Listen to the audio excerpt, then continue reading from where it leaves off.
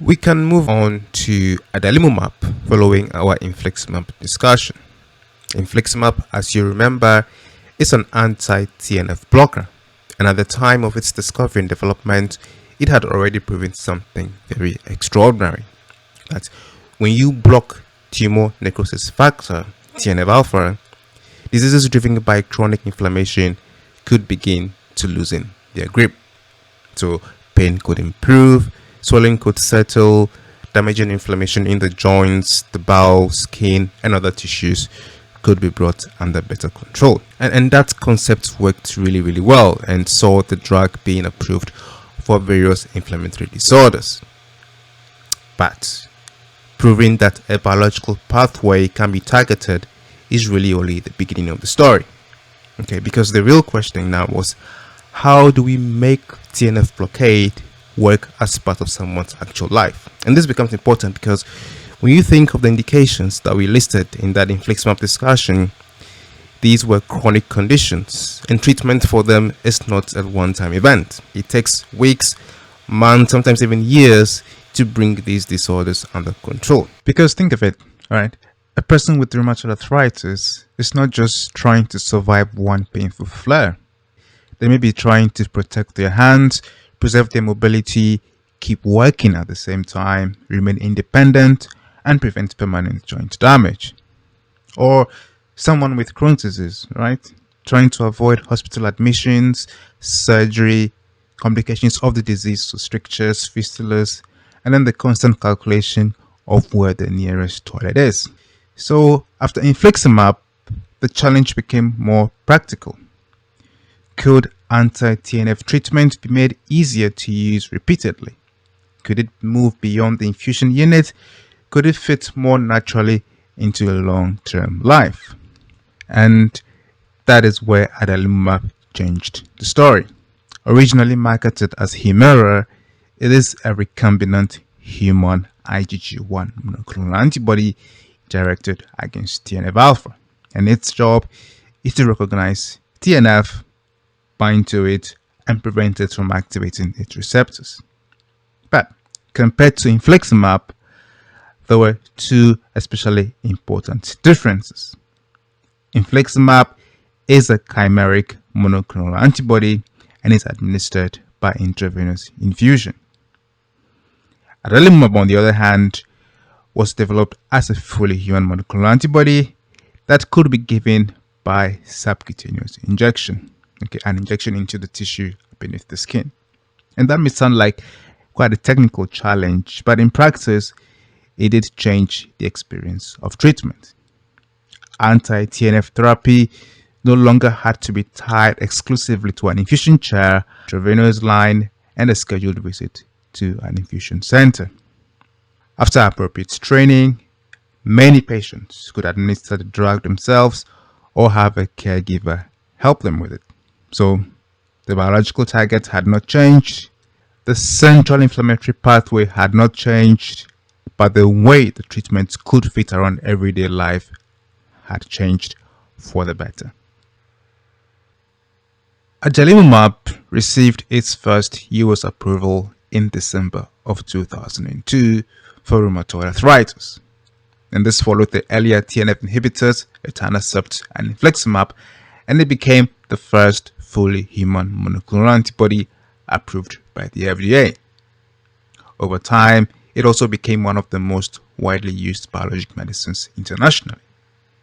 But its scientific importance is not simply that it sold well or was prescribed often, but the drug indeed demonstrated that a fully human monoclonal antibody could become a major long-term treatment across several areas of medicine.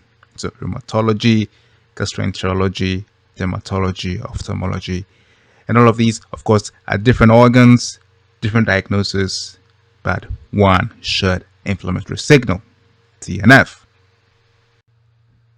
So what exactly is TNF-alpha?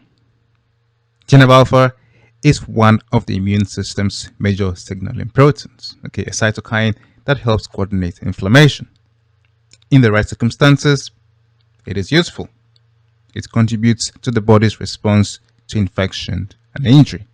It helps activate immune cells and organize protective immune responses.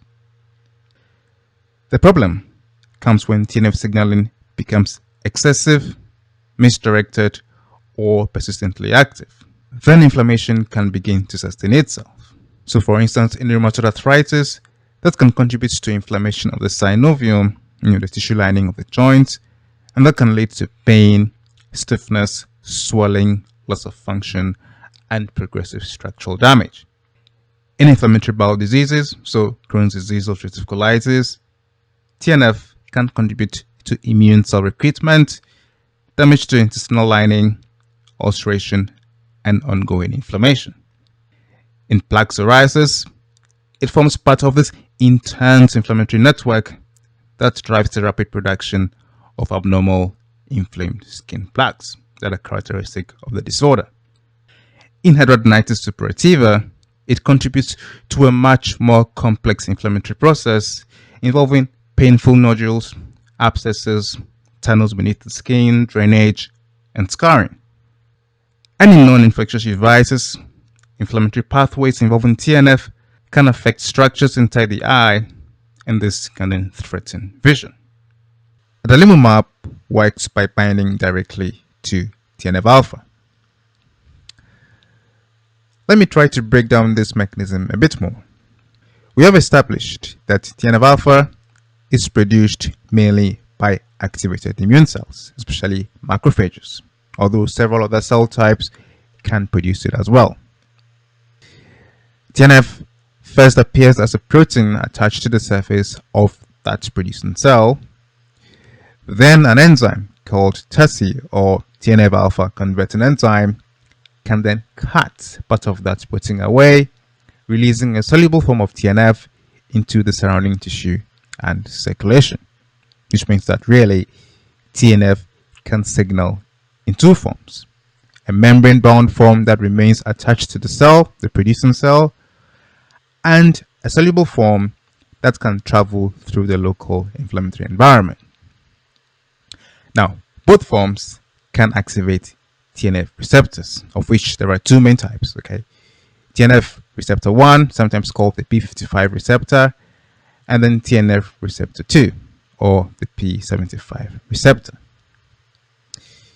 Receptor 1 is found on many different cell types and is responsible for much of TNF's inflammatory activity, whereas receptor 2 has a more restricted distribution and is involved in immune regulation, cell survival, and tissue responses. Once these receptors are activated, they can then trigger several signaling pathways. And these pathways can switch on inflammatory genes, activate blood vessel linings, especially making them more sticky by upregulating cell adhesion molecules, which then encourage the recruitment of immune cells into tissues. And then these immune cells become activated and subsequently produce additional inflammatory mediators. Now, depending on the receptor, the cell, and the surrounding signals, TNF can also influence cell survival or program cell death, apoptosis. You have a big issue though, because when TNF remains active for too long, inflammation can begin to feed back into itself, the basis of the condition that we saw a few slides back. And when that happens, you have more immune cells arriving, more inflammatory cells being released, and the tissue remains trapped in the cycle of activation and injury. Adalimumab works by stepping into that cycle and binding TNF-alpha directly. It can bind both soluble and membrane-attached TNF. By occupying TNF, adalimumab prevents it from interacting normally with the two principal TNF receptors, and that interrupts the downstream inflammatory signaling. So in simple terms, TNF is shooting out this massive inflammatory message. Adalimumab intercepts that message before it has a chance to reach the receptor. So really, this primarily is a story of cytokine neutralization.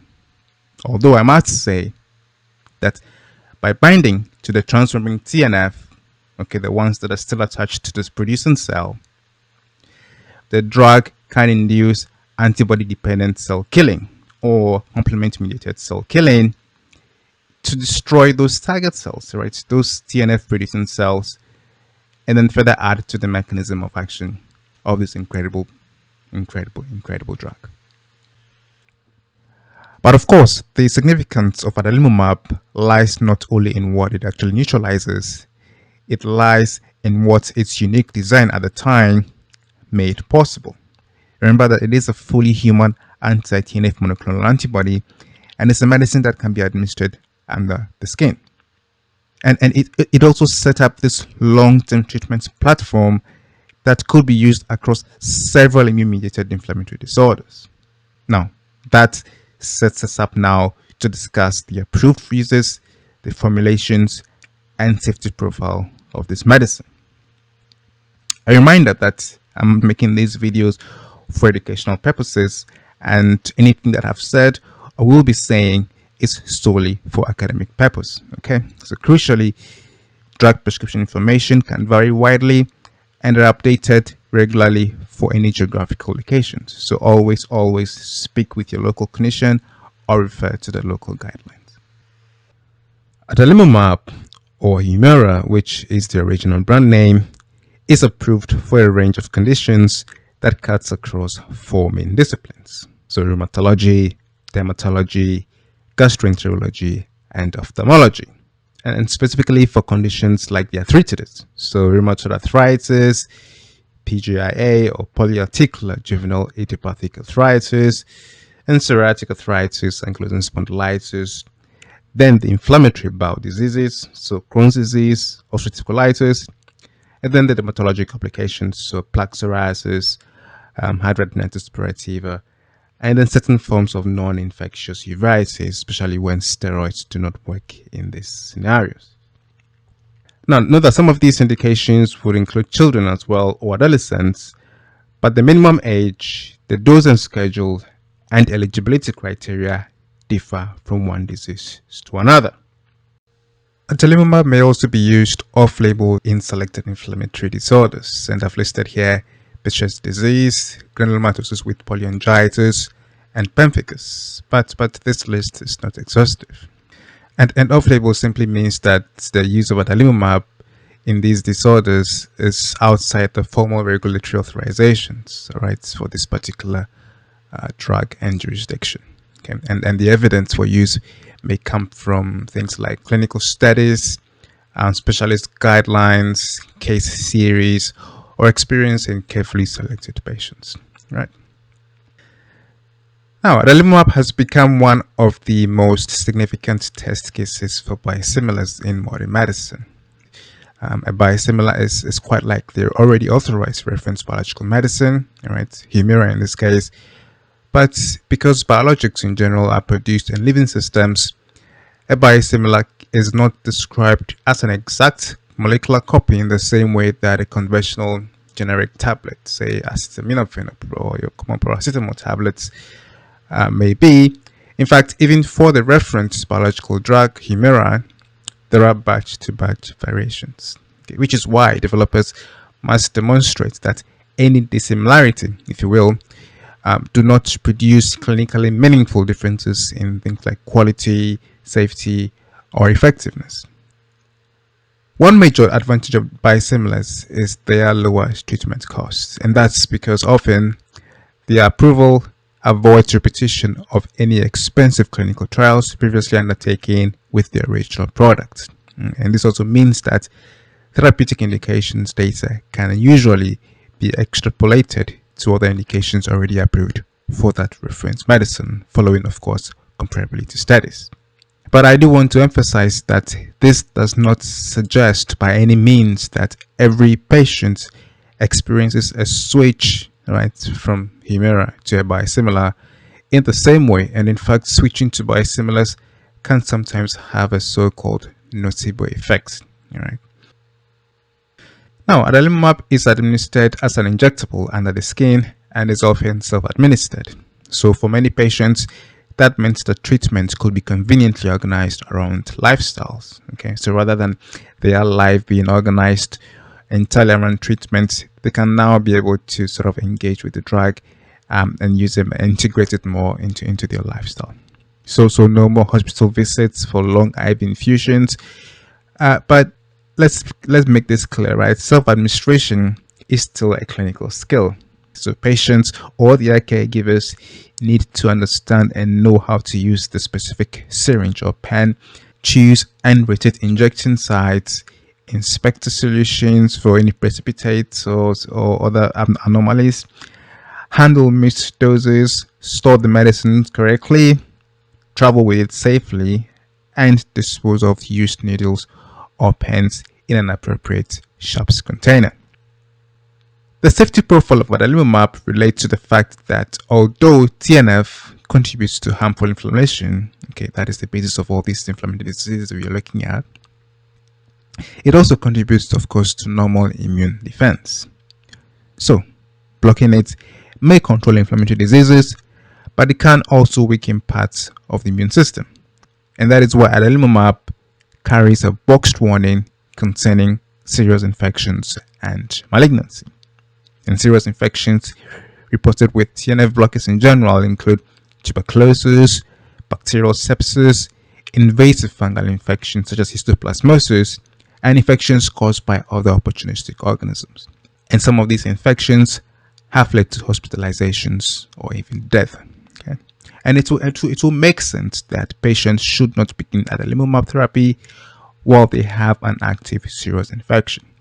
So before treatment, they are assessed for tuberculosis, and this includes latent tuberculosis. So meaning they may require things like chest radiograph, a mantle test, IGRA assay, and so on. Okay.